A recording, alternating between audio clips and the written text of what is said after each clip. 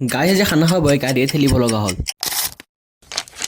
তো hello' guys, স্বাগতম জনাইছো মোৰ আকৌ এটা নতুন মিনি ভ্লগলৈ। তো বহুত দিনৰ আগতে মাধৱবাল্যত লগলকে মেগাজিন মানে এটা খানাৰ প্লেনিং কৰি থৈছিলো, কিন্তু কাৰো সময় সুবিধাই মিলা নাছিল। তো আজি সকলোৰে সময় সুবিধা মিলাই খানাটো খাম বুলি ভাবিছো। তো ভাবা মতেই কাম মাধৱবাল্যৰ লগত আমাৰ দাদুৰ ঘৰত দোকানলৈ খানাৰ বজাৰৰ লিষ্টখন বনাই ললো আগে। তাৰপিছত গেলামাল দোকান এখনলৈ আহি চাউল, দালি, আলু, পিয়াজ, তেল আদি যিমানবোৰ বস্তু লাগে লৈ ললো। তাৰপিছত মই দাদুৰ ঘৰৰ দোকানৰ পৰা মাংসটো লৈ ললো। যাওঁতে আকৌ ৰাস্তাত আদা, নহৰু, বিলাহী আদিবোৰ লৈ ললো। তাৰপিছতে ৰাওনা হলো ডাইৰেক্ট খানাৰ ঠাইলৈ বুলি। আহোঁতে আকৌ অলপ গাড়ী ঠেলিব লগাতো পৰিলো। তাৰপিছত আকৌ খানা খোৱা থাকিলে গাড়ীখন নোযোৱা বাবে গাড়ীৰ পৰা বস্তু কিনি খোজকাঢ়ি যাবলগীয়া হ'ল। তাৰপাছত বাৰু কিবা কৰি আমি আহি পালো আমাৰ খানাৰ ডেষ্টিনেশ্যন। আহিয়ে আগতে চৌকা দুটা সানি ললো, কিন্তু জুই জ্বলাবৰ কাৰণে ডেছলেটো আনিলো নহয়।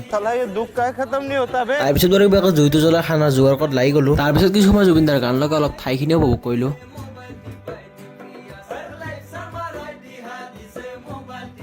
আকৌ মাধৱবাই বনাইছে খানাৰ কাৰণে মাছ। তাৰপিছত ইফালে মাংসটো ৰেডি হ'ল। চব হোৱাৰ পিছত সকলোৰে ভাত খোৱাৰ কাৰণে বহি গলো। খানা চানা খাই আৰু ময়ো তাৰ পৰা ৰাওনা হলো, কাৰণ মানে মই বেলেগ ঠাইত যাব লাগিব, তো সেইকাৰণে খাই মই গুচি আহিলো। তো বৰ্তমান আজিৰ ব্লগটো ইমানতে সামৰণি মাৰো। লগ পাইছো সোনকালে তাক নতুন ব্লগৰ সৈতে। যদি ভিডিঅ'টো চাই ভাল লাগিল লাইক এটা কৰি দিব আৰু লগতে ফলোৱাৰ ছাবস্ক্ৰাইবটো কৰি দিব। তো